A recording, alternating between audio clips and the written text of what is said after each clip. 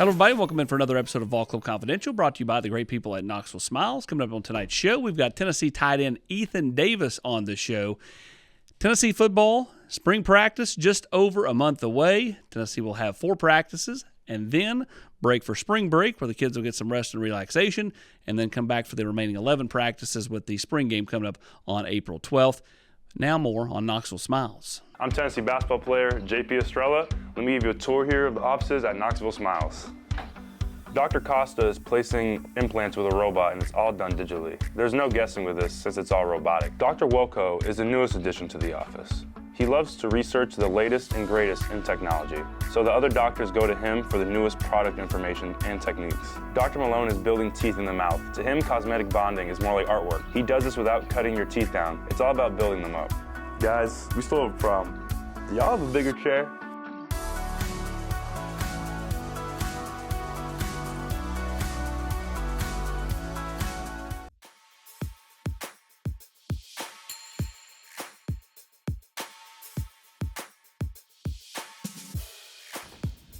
PD. What's up, buddy? How are you doing? Good to see you. Heading into now your redshirt sophomore year, Ethan. Just like this spring, how important do you feel like this spring is for you? This back-to-back spring practice is a chance to grow and develop, and you're now one of those top 2 guys in the room. Yes, sir. I feel like every opportunity that I get on the field is always a big opportunity to grow and get better, and just be able to take advantage of that opportunity that I'm given and that I've earned. And obviously, knowing that like me and Miles are projected guys in the room, I still know that there's something that I still have to go out there and prove, and there's something that I still have to go out there and take at the end of the day, because nothing will ever be given to me.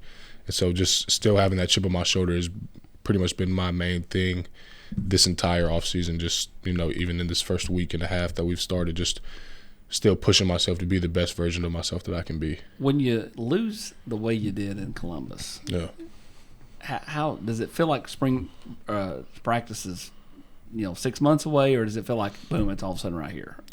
Well, I'm a big believer in we'll always remember that game. You know what I mean? It's the first time we been to the college football playoffs, sure, and obviously did not go how we wanted it to go. So just the way that I'm approaching this offseason and how I'm trying to bring my teammates along is just was anybody happy with that result? Was anybody satisfied with how that went down? So I will be coming here and work the same way that we did last season, knowing that that was the result.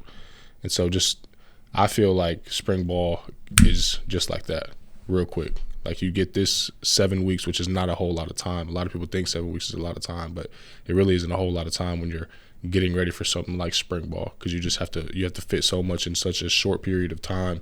And so just being able to take advantage of that time is just something that I've always tried to do. Do you enjoy the winter workout part of all this? Always. I love it. I love the growth. I love the grind with the guys too.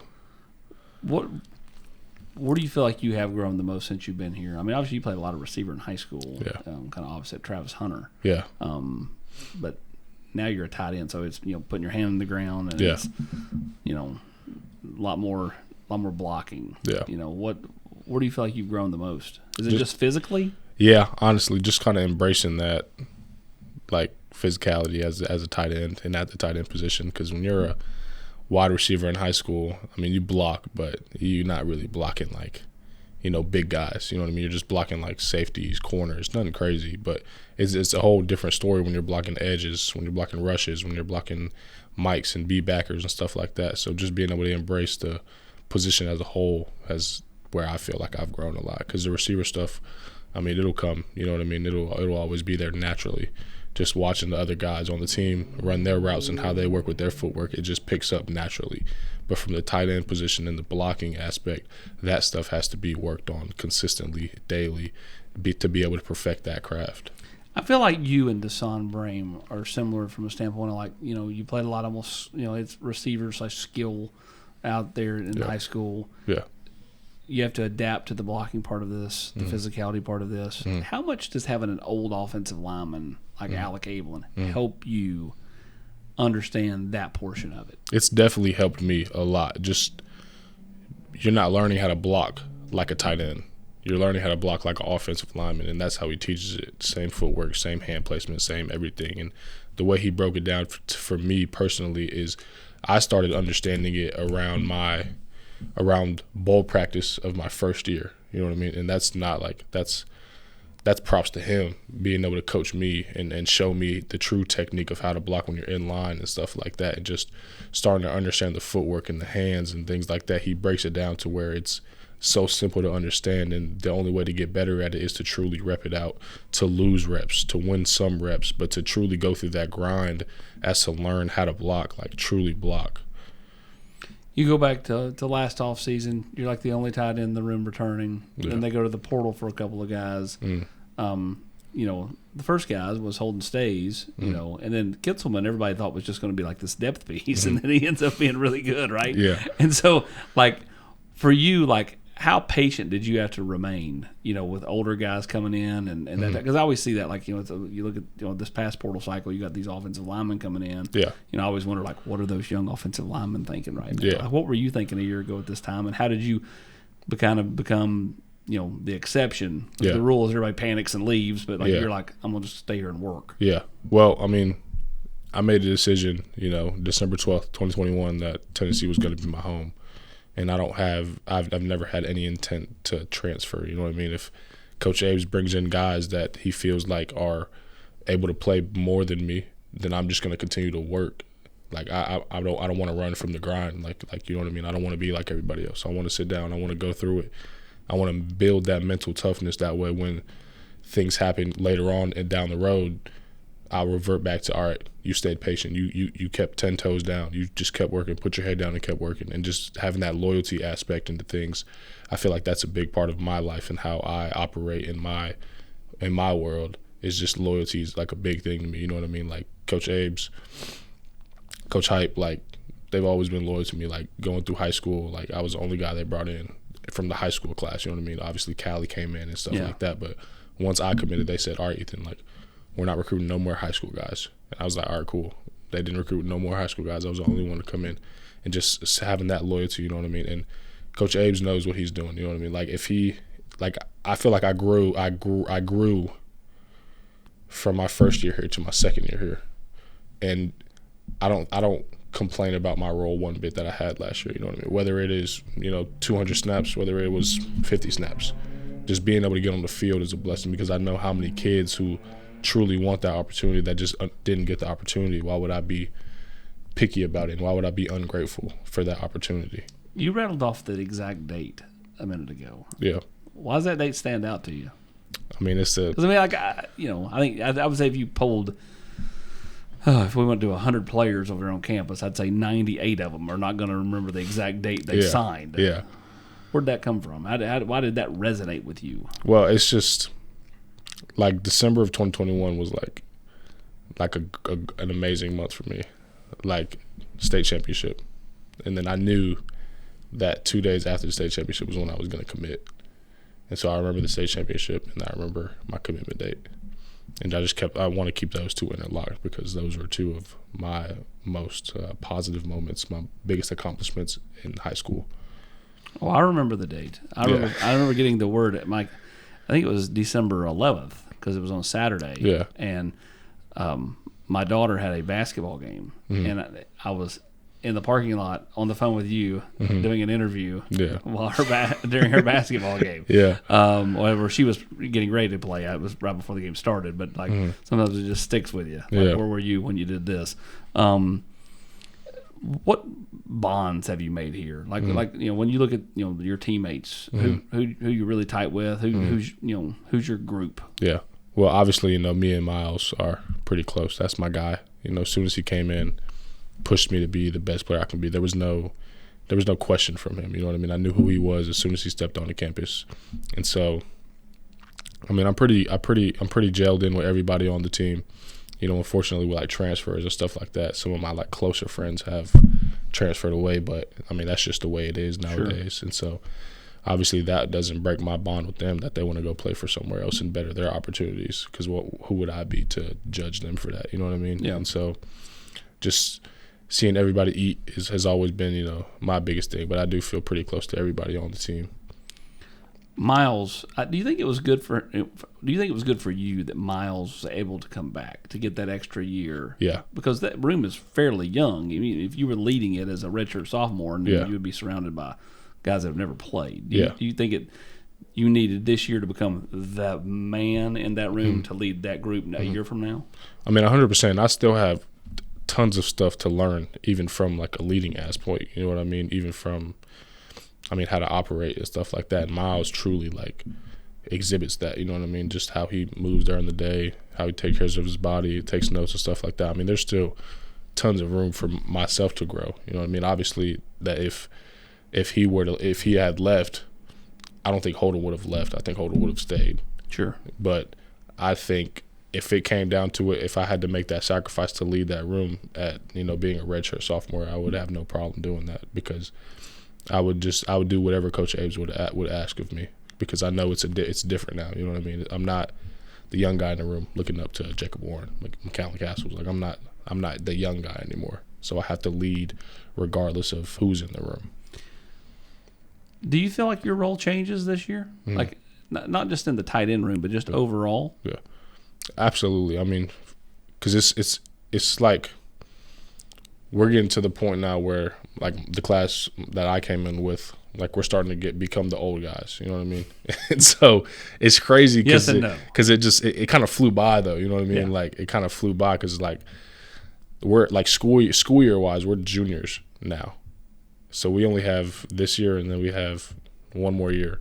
And this year will fly by just like that, just how last year did. And so it's crazy to me how like that goes about, because it's like, all right, now we have to like show the young guys how to operate and instill our standard into them to make sure that our standard never changes, even when we're long gone from here. I mean, you go back to last year's team. I mean, how many times were you guys surrounding Dylan Sampson as he gave a kind of a motivational talk before a workout or a practice or now a game? Who's that on offense this year? Because one would say that it has to be Nico, that he has to take that step as the quarterback. And with the fact that, like, I'm not sure there is that vocal guy on the offensive side of the ball. Is it Nico or is it somebody else? It's a bunch of us. I mean, honestly, we take turns each day breaking it down, just giving a little piece of advice before the workout, and just taking turns. I mean, we'll call people out like, hey, you get us today, you get us today, you get us today. We'll change it up just to try to build that confidence now and figure that out right now before it gets to August, before it gets to November, December, stuff like that. So we just figure that stuff out now. So who do you think is most comfortable to step into that role? I think Kit's definitely like that's second. Yeah, like that's easy for him. I mean, I've seen it. He does it. That's easy for him, honestly. But I do feel like anybody on this offense can easily do that. You know what I mean? Any day of the week. This young group of tight ends, obviously you've not been to the practice field with them yet. I guess you have technically back in bowl practice, but I'm not sure how much you're really paying attention. You're getting ready for Ohio State. Yeah. What's impressed you about Jack Van Doorslayer and Desan Brame? Just how they move, just how they carry themselves. I mean, very mature young guys, honestly. Like, they're going to come in and they're going to do some special things here. And so I have really high hopes for them. I have high expectations for them as well. But obviously, not being able to see them on the field yet, not sure how they operate out there. But I know because Jack, he was playing in the state championship, so he couldn't enroll. He couldn't come to bowl practice. But just by seeing Desan there, just seeing how he wants to learn. You know what I mean? There's a want-to aspect for both of those guys. And then you got Cole Harrison, who I know Coach Ablen, is high on as well. Yeah. Had a really nice, year behind the scenes, not on the field, but behind the scenes, and before he had the surgery. Yeah, Cole's grown tremendously, even from coming out of his shell, putting on the weight, putting on the muscle, and just keeping his head down and just not listening to any of the outside noise and just work. He's been grinding this whole entire offseason. Cole's going to surprise some people. I promise you that. How different is that room? Just look at the depth versus like when you first got here. Yeah.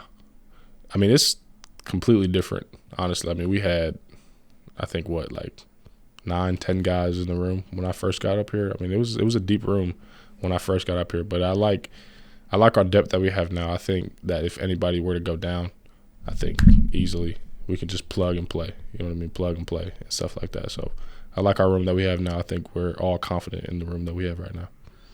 When you are able to have those exit meetings at the end of the season,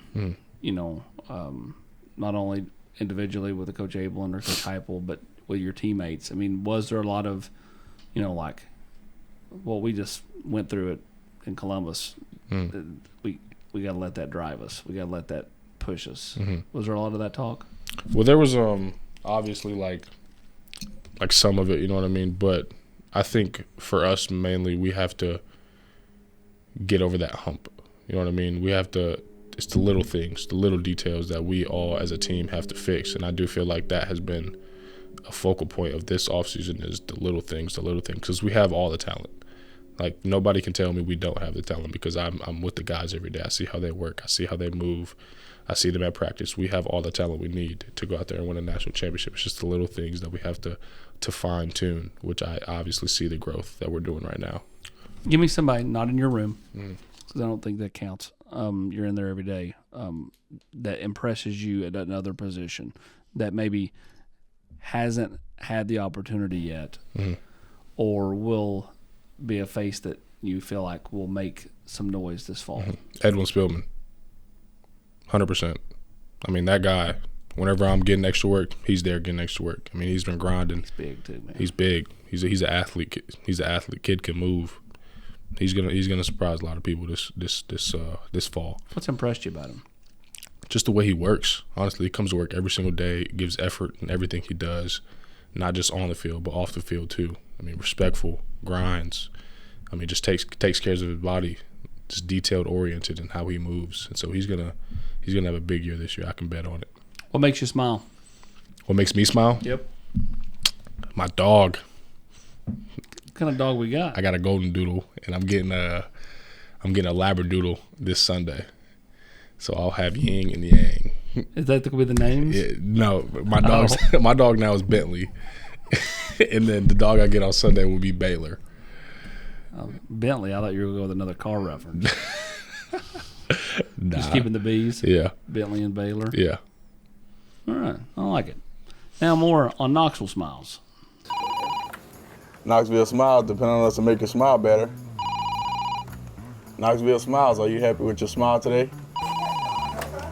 Knoxville Smiles, we're all about smiles. Hey Lance, what makes you smile?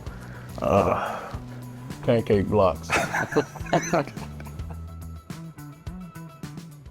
What tight ends in the NFL do you like to watch? Who do you try to model your game after? Well, modeling my game after, I don't like to, model my game after anybody. I like to be unique in my own way. But if we're just watching film, T.J. Hawkinson is a good one. Isaiah Likely, Mark Andrews, of course. Those three. Kelsey, Kittle, Zach Ertz is one that I just started getting high on. But those are the main ones that I usually watch. Ertz had a really good game against the Eagles, his old team. It's crazy. Brought him back out. You a big Ravens guy? Because you named off 2 Ravens. No, I'm not. I'm a Chiefs fan. You're a Chiefs fan. But I've been a Chiefs fan. Alex Smith, Jamal Charles, D'Anthony Thomas, back in them days. Oh, yeah, sure. Yeah. Likely story. Yeah. You liked them, about 4 years ago? No. Look, don't get mad because about the success. We're going to three-peat. You know what I mean? What do you like about watching tight ends? Like, what are you looking for when you're watching Isaiah Likely or T.J. Hawkinson? The versatility, honestly, just like seeing them in the core and seeing them out in space as well, because that's obviously a big part of our offense is not being able to just do one. You need to be able to do both to be the player you want to be in this offense. Being able to do both is a complete difference than being able to do one or the other. What do you feel like you bring to the table?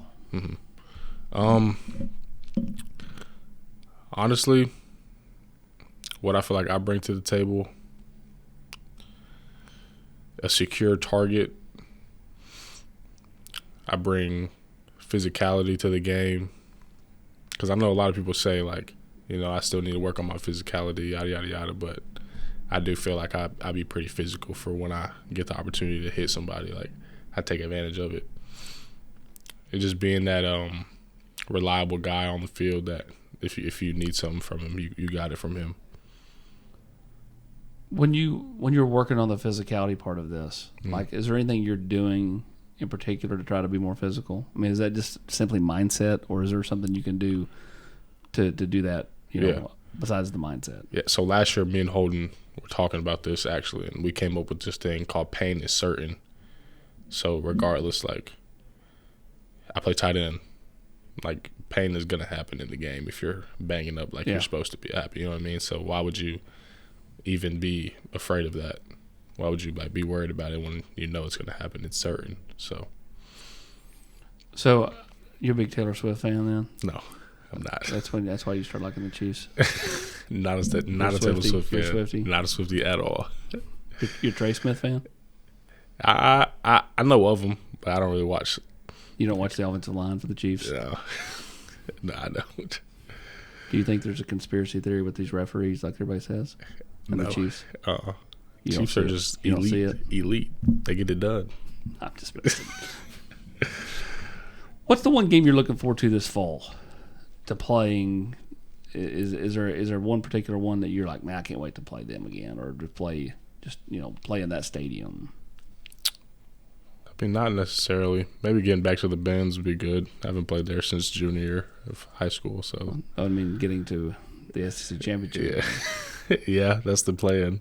That's the plan. Do y'all talk about those type of things? I mean, like, you know what I mean? Like, is there a lot of open talking about, Well, it's kind of understood, like, this is what we're working towards. There's no, like, SEC championship is our first goal. First goal, always, like, SEC championship, and that's the one that we really want, you know what I mean? Because if we win that, everything else will take care of itself, and then we get in the playoff, and now we're talking about the bigger picture and things like that.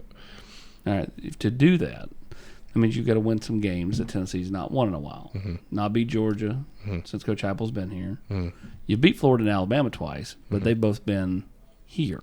Mm-hmm. Tennessee's not won in Gainesville or in Tuscaloosa since I was in college. Wow. And I'm 41. Yeah. So 22 years. Yeah. In 2003, they won both those games. Yeah. So you got to do some things that haven't been done. Mm-hmm. You kind of like that, though? Yeah, always. You got to do things every year that haven't been done. And so that's always that chip on that shoulder feeling. I love it, personally. How much do you feel like, do players even realize some of that stuff? Like that that Gainesville's been kind of a house of horrors for the Vols. Yeah. You know what I mean? Like you're not won at Tuscaloosa since then. Like, Yeah. Do they even you guys even know those things? I mean, me personally, I had no clue till I just told you. No, not at all. I love being the enemy. I love being the rival. Nothing feels better than to win at someone else's house and make them go home sad and How does quiet. this team become a better road team? Honestly, that's an answer I do not have for you, because there's no formula. You know what I mean? Like, just being focused out in. I mean, we attack every single week the same. You know what I mean? Whether we're home, whether we're away, just being more comfortable, I guess. Being okay with everybody yelling, screaming at you, playing in those environments, taking advantage of those environments. What's something most people don't know about Ethan Davis?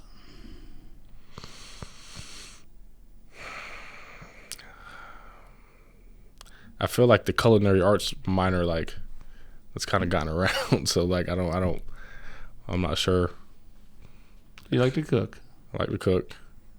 What's your go-to? What do you? If we went to the grocery store right now, what are you buying to cook? What am I buying to cook right now? It's just macaroni casserole. The best thing I ever had in my life. My grandma made it for me back in high school. Yeah. And I took the recipe from her. That's what I'm making. You stole it. Can't say the recipe, though.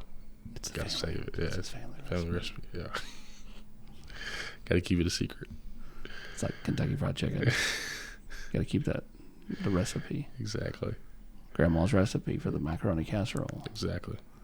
What else do you like to cook? Like, are you a steak guy, fish guy, chicken guy? Steak all the way.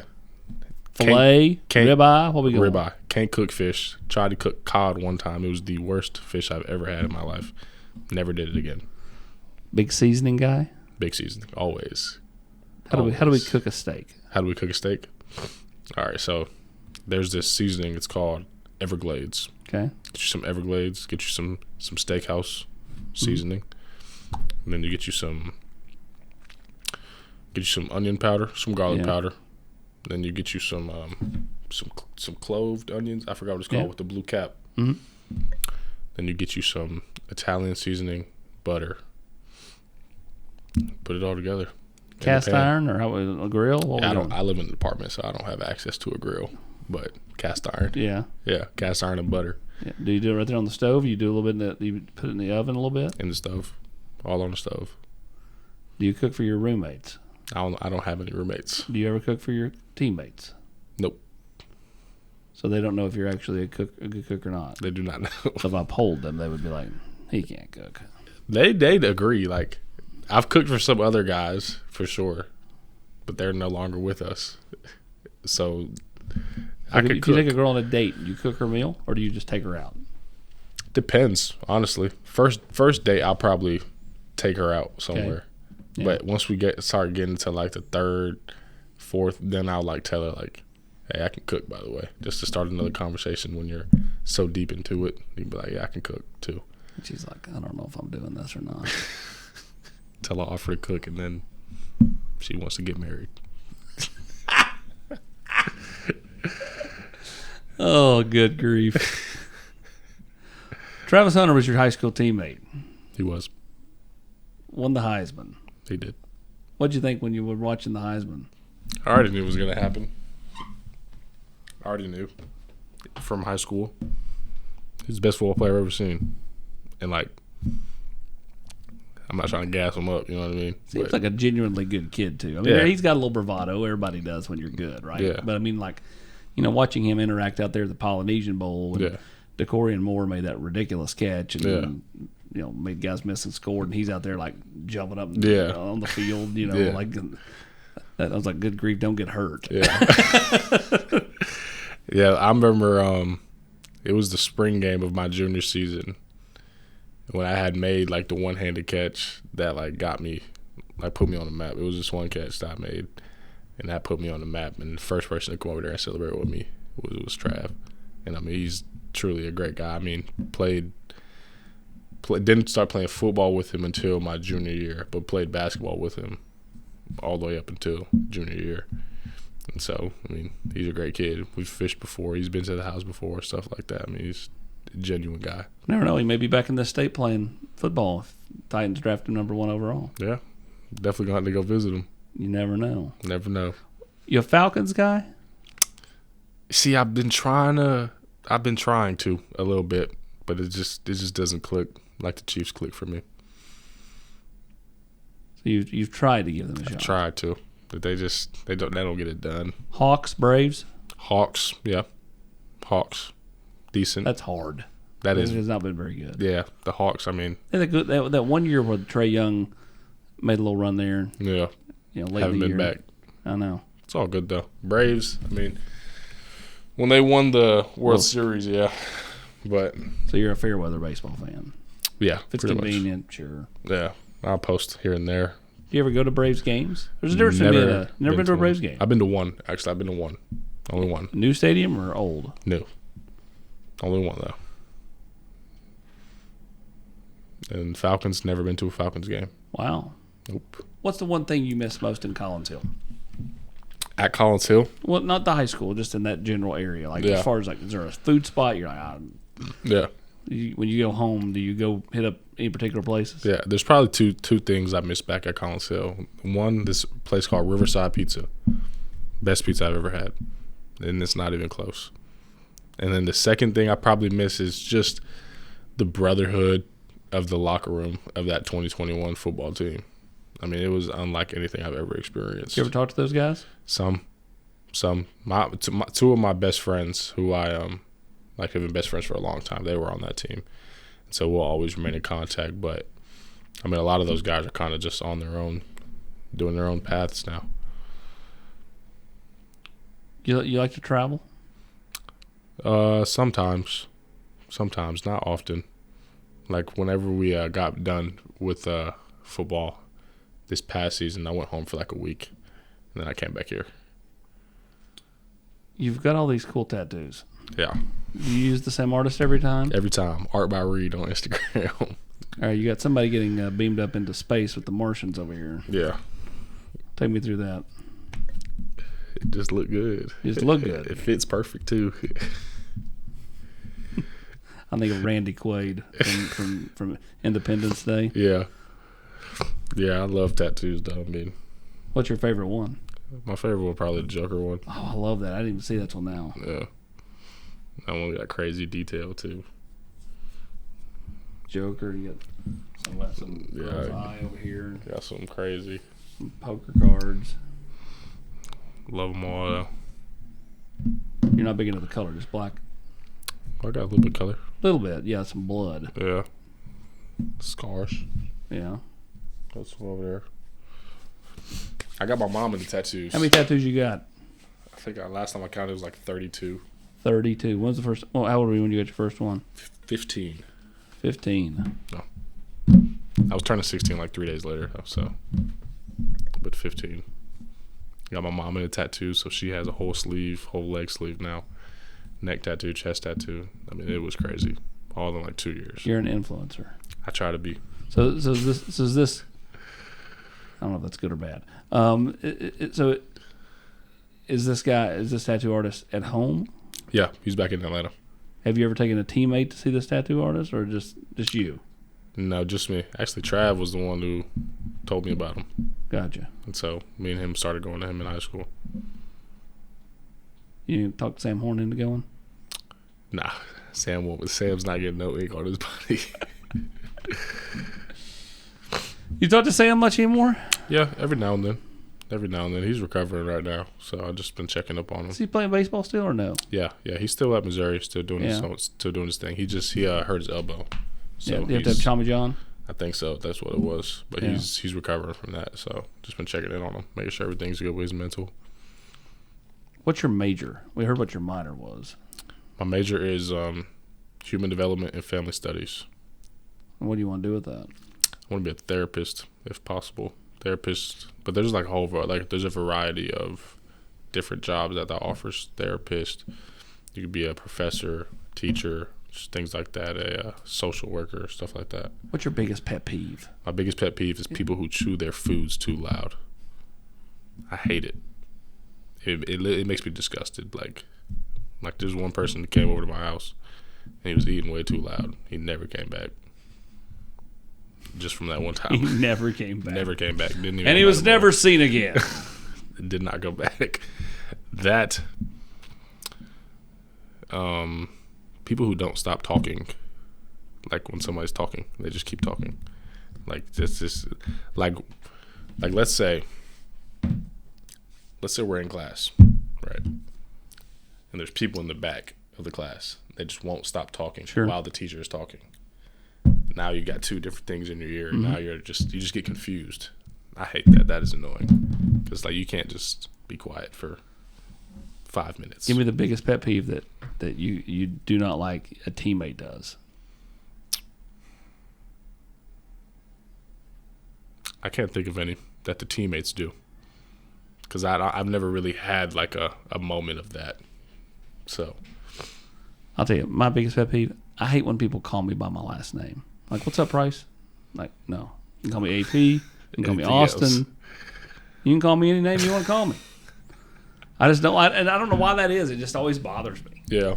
I just don't like that. Yeah. But that's me. I mean, it's some people it's like, what's up, Davis? Yeah. I mean, like, it may not bother you, but like. Yeah.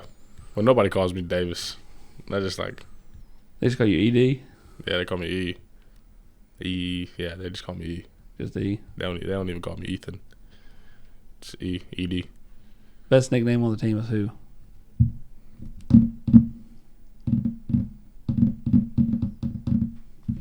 I don't know. There's a lot of nicknames.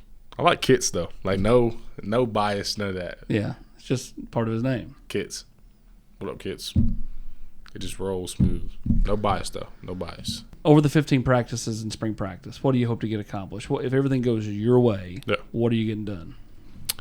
To grow in the core on the outside, just overall as a player and as a man as well.